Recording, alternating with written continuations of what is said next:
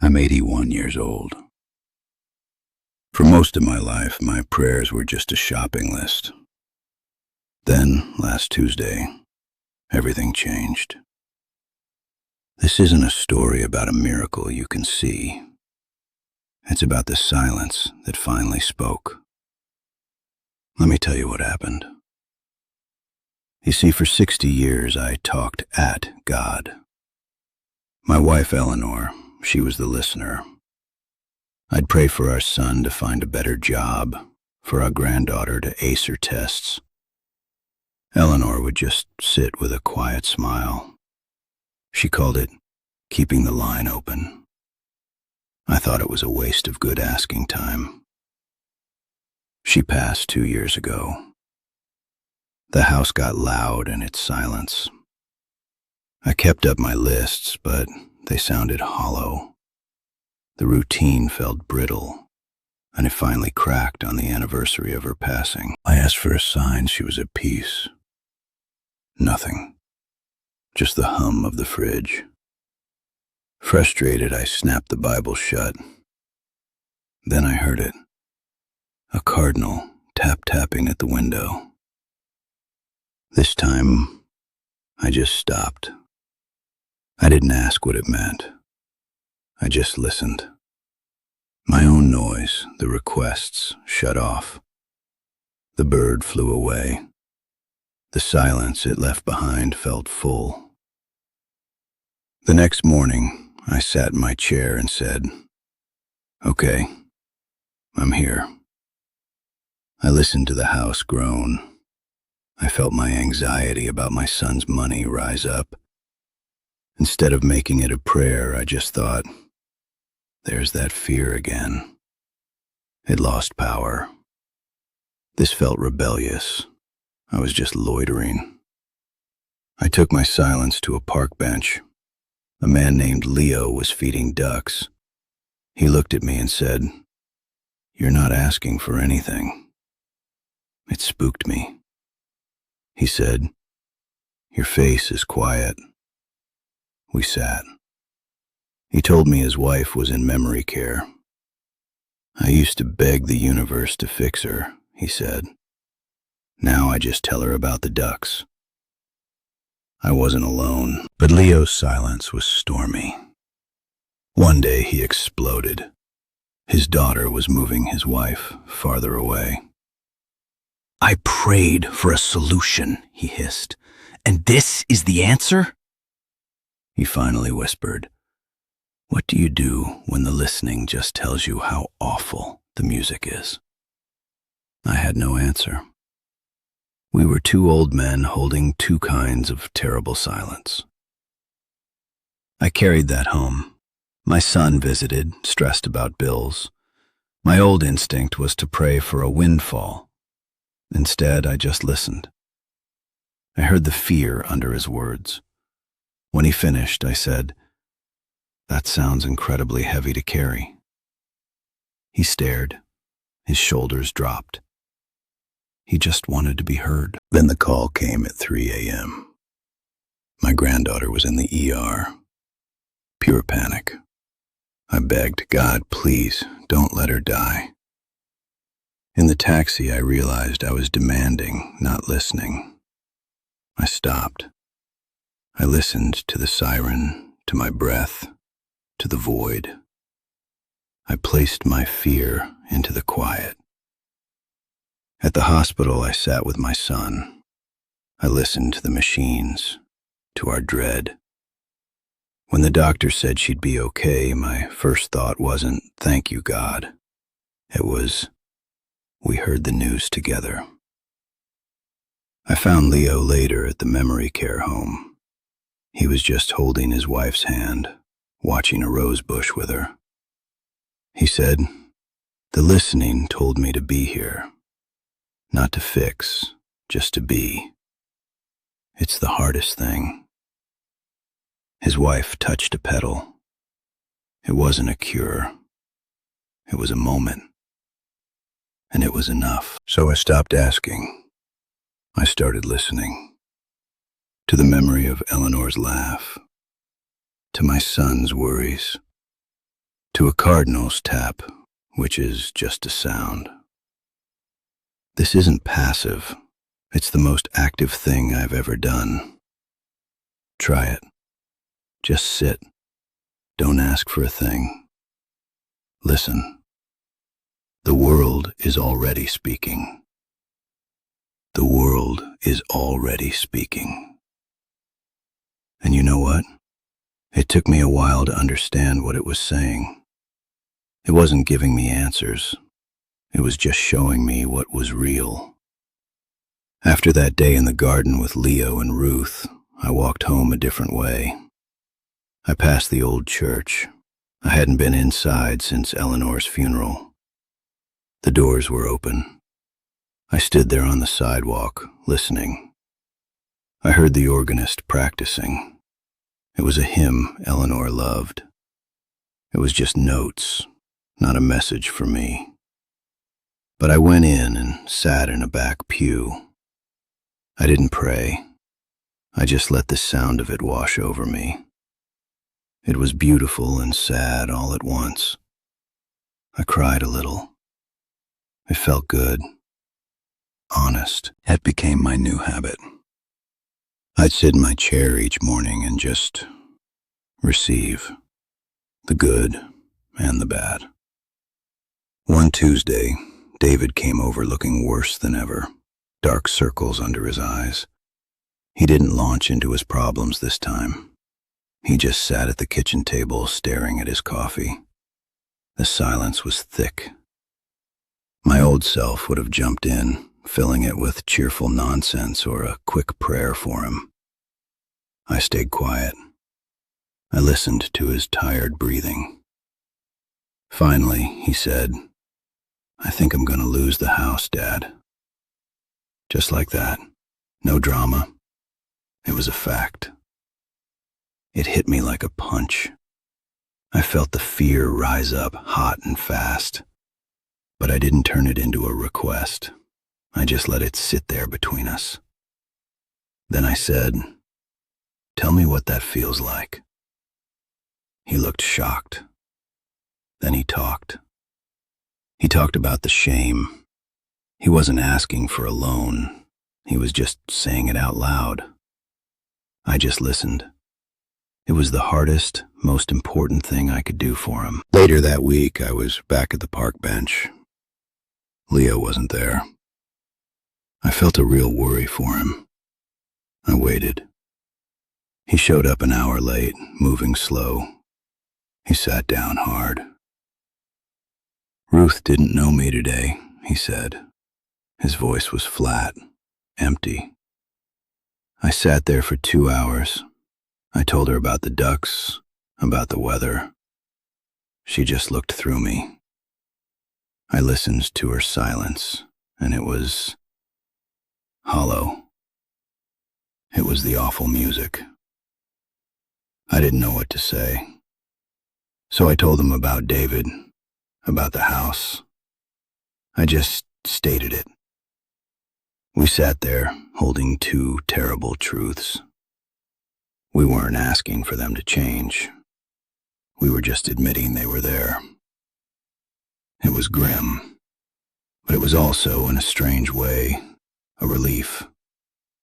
We weren't pretending. The sun was warm on our faces. A duck waddled up, hoping for bread. Leo didn't move. I watched the duck, its beady eye, its simple need. It wasn't a sign. It was just a duck. And for that one moment, that was enough. And for that one moment, that was enough. But moments pass. The next week, David called. His voice was a flat line. The bank had said no. The foreclosure notice was coming. He said, "I don't know what to do, Dad." And I just listened. I heard the defeat in him. It was a sound I'd never heard from my son before. It scared me more than the money. I wanted so badly to have an answer, to say, "I'll pray for a miracle." But I didn't. I just said, "I hear you." felt pathetic. Then I went to see Leo. I needed to hear his gruff voice. But at the memory care home, I found his bench empty. A nurse recognized me. She said, "Mr. Finch? He's in Ruth's room. He's been there all day." I found him. He was sitting by her bed, holding her hand. She was asleep. Leo looked up at me. His eyes were red. He didn't speak. He just shook his head slowly. That's when I realized the listening had told him something, and it was the worst thing. He followed me out to the garden. We stood by the rose bush. He said, "They did more tests. It's progressing fast. She might not know my face at all soon. Just a blank." He wasn't angry. He was empty. "I listened," he said, "and all I heard was the end of the music. Just silence." He looked at me. "What's the point of listening if all you hear is goodbye?" I had no answer. I went home. The house was so quiet. I sat in my chair. I tried to listen. All I heard was David's defeated voice. All I saw was Leo's broken face. I thought of Eleanor. I realized I'd spent so many years asking God to fix things, and now I was just sitting there, hearing how broken everything was. It felt useless. It felt like I'd given up. That night, I broke. I got down on my knees by the bed. I cried. I said, "God, please, fix it. Help David. Help Leo. Make it stop." I begged. I demanded. I went right back to the shopping list. And the silence that answered me felt cruel. It felt like a door slamming. I stayed on my knees. I cried until I was empty, and in that hollowed-out space, a terrible thought came. This was it. This was the reality. No miracles, no fixes, just my son in trouble and my friend in pain. The cost of listening was accepting that. The cost was letting go of the hope that my words could change anything. I'd lost that. I felt bare. I got up. My joints ached. I looked in the mirror at my 81-year-old face. This was the man who had stopped asking. And right then, I hated him. He was powerless. But then I thought of David's shoulders dropping when I simply heard him. I thought of Leo, still holding Ruth's hand even though she was gone to him. They weren't waiting for a miracle. They were just facing it. And they weren't alone. I was there. I had heard them. That was all I had. It wasn't nothing. It was just terribly, awfully small. I sat back down. I didn't pray. I just let the truth hurt. And for the first time, I didn't ask for the hurt to stop. I just let it be. It was awful. And it was honest. It was awful. And it was honest. And that's where the real change happened.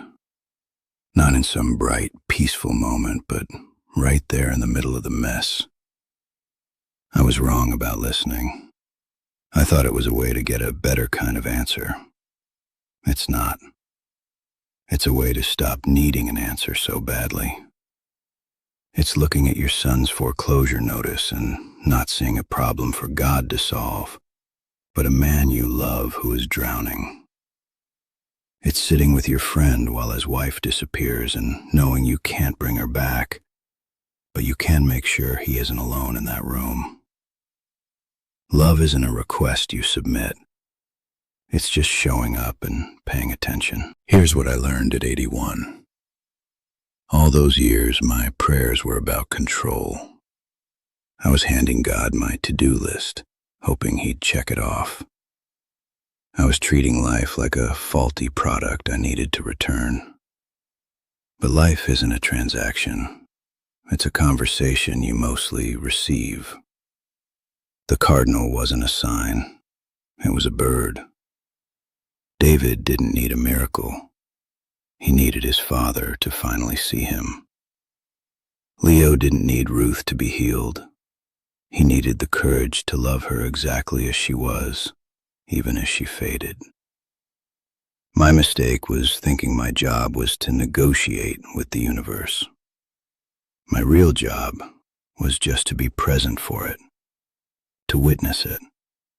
The good, the brutal, the boring, the beautiful, all of it. So my advice, especially if you're my age, is this. Stop performing. Don't perform your prayers, your worry, your solutions. Just be there, in the quiet, in the chaos. When your child talks, don't think about your response. Just listen to the sound of their voice, the truth under the words. When grief comes, don't beg for it to leave. Sit with it. Offer it a chair. It's a terrible guest, but fighting it just makes it louder. When you see a moment of joy, a grandchild's laugh, a perfect rose, don't immediately ask for another one. Let that one fill you up completely. You have to put down the megaphone of your wants to hear the whisper of what is. And what is all we truly have. You still have time. Maybe not years, but now is enough. This morning is enough. The next 5 minutes are enough. You don't have to fix your life or anyone else's to start. You just have to stop talking and turn your ear toward the world. It's scary.